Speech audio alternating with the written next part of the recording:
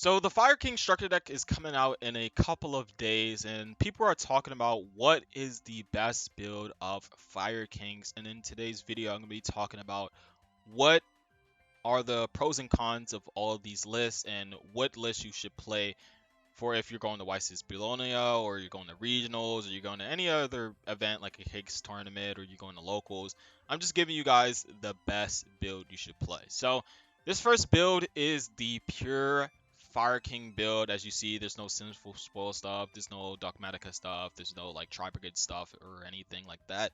It's just pure Fire Kings, and I feel like the pros of this is that you get to play a lot of the utility. So like the Fire King Sacred Immolation, you can't really play 3 copies of this. I mean, you can, but you would have to play like less non-engine like Ash or Droll, Imperm, Nibiru. But I feel like the pros, definitely you have more copies of this. You also have more copies of Fire King Island, which could be good. You want to see this card. It's your best card in the deck. It gets you rolling. And then it also lets you play like more copies of Agrunix if you wanted to as well. You could play more copies of Barong if you really wanted to, but it doesn't really matter because you're playing Tenki. So it gives you more flex spots to play like other utility cards in your deck. You can play like Talents, you can play other stuff. So that's really like the pros and where the pros stop.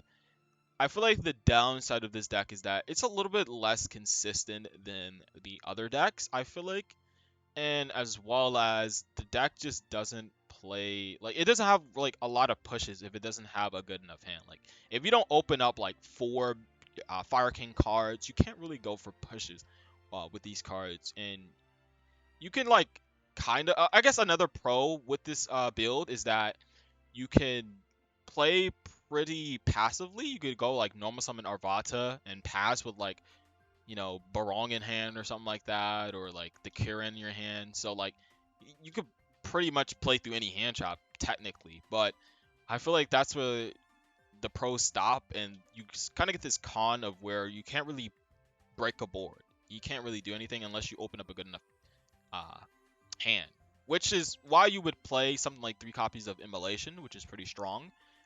And yeah, that's pretty much it. I mean, the extra deck spots are pretty strong in comparison to the Dogmatica build, to where you can't really play like 2 SPs, you can't really play like these utility cards like Doolittle Chimera or like IP Masterina or all this other stuff.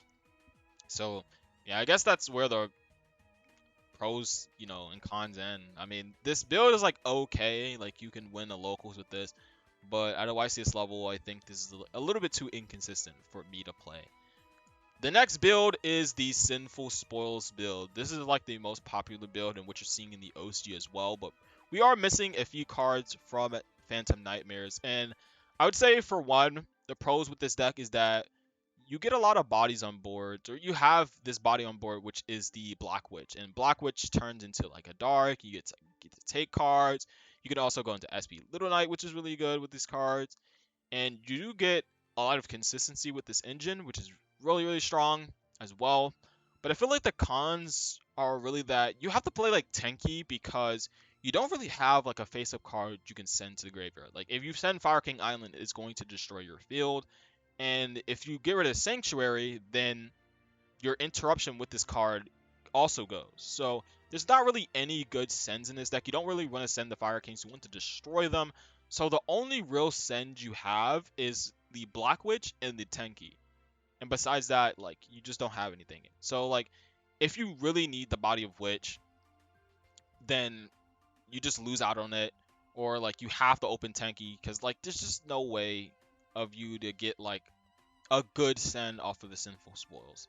So I just don't think it's like that great, but it is definitely very strong. But I feel like it's a way, way, way better when we get the new Snake Eyes support in Phantom Nightmares, because then you get a lot of crazy combos, 1-card combos, which are like really, really insane. So I think this build is probably like the second best build. I would definitely, try it out. I mean, it's your personal preference, but I think this is like the second best build. The first best build, and I think the strongest build, is the Dogmatica engine. The Dogmatica stuff is really, really good, but it also gives you space for prosperity. Because I feel like the problem with this build is you can replace Tenki with Pot of Prosperity, but then you get like a worse send. Like you can't really get the plus of just activating Tenki and then sending it to the graveyard with Sinful Spoil Snake Eye, which is really bad for this variant and for very little payoff. That is also like a con with this engine is that even when you do get the combo with the Sinful Spoils engine, like it's just not really a good payoff compared to what they have in the OCG. They get like 3 or 4 disruptions just from the Sinful Spoils engine that they play with the new Phantom Nightmare cards. So it's just not really good, and I feel like the Dogmatica, it just does a lot with something like Nadir Servant. You can go Nadir Servant, send Garura or any of your Wing Beast Warriors that is not Omen, and then you add Maximus. Then you can go, draw one, and then summon Maximus, Maximus effect, send Omen and the Titanclad, and now you get the search off the Omen, and then in the end phase you get a Fleur de Lis, which now you have a negate, and now you have your engine rolling, which you get Saponics, and then Ponix is basically full combo into uh, 1 to 2 or even 3 disruptions depending on the rest of your hand. And again, Prosperity gives you more consistency, which is like a little bit of the problem with this deck. I don't think it's too inconsistent when comparing like all 3 of the builds, but I feel like it's the most consistent because you have not only the sub engine, which is the Nadir Servant, but you also have Pot of Prosperity, which can dig 6 for any card that you really need. If you need the field spell, you get to the field spell. If you need Arvata, you need Arvata. If you need Ponix, you get Ponix. If you need like a hand trap, you get like to the hand trap. So this is why I like this build a lot. And then another reason to play this build is that you have a lot of good thrust targets. You have thrust into, Nadir Servant. You have thrust into Prosperity. There's just good targets that you have with these cards.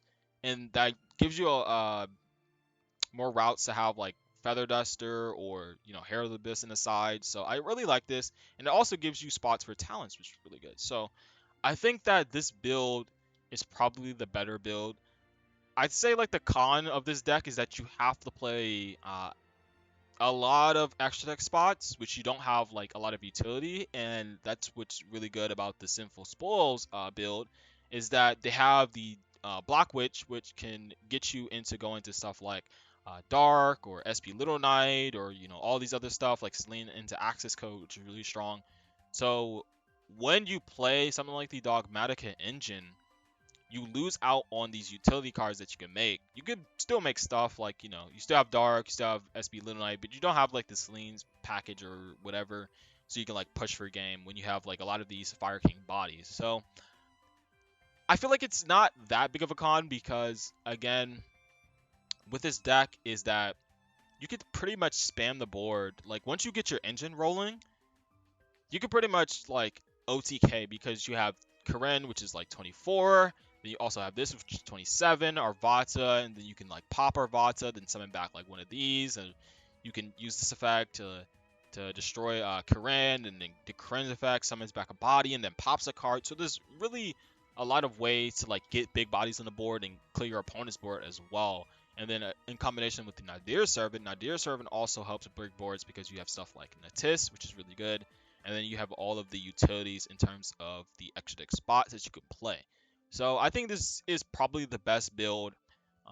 Plays the same amount of non-engines. As you see, you could play a good amount of non-engine in all 3 of these decks. You have pretty much 12 space, 12 spots for hand traps or non-engine, which is like really solid in all these builds. So in conclusion, I think that the Nadir Servant build is a slightly better than the Sinful Spoils build because, again, I feel like there's not really any good payoff with the Sinful Spoils engine because you have to discard with this card, and then you have to send a card from your field to the graveyard, and then it's susceptible to stuff like Ash Blossom, which is just very painful. So I feel like when we get the Phantom Nightmare cards, it's definitely going to be way better to play this build because you get the searchability of the Snake Eyes, which are just really strong in Phantom Nightmare, and then it leads to like very very good combos. So I say right now, definitely the dogmatica engine is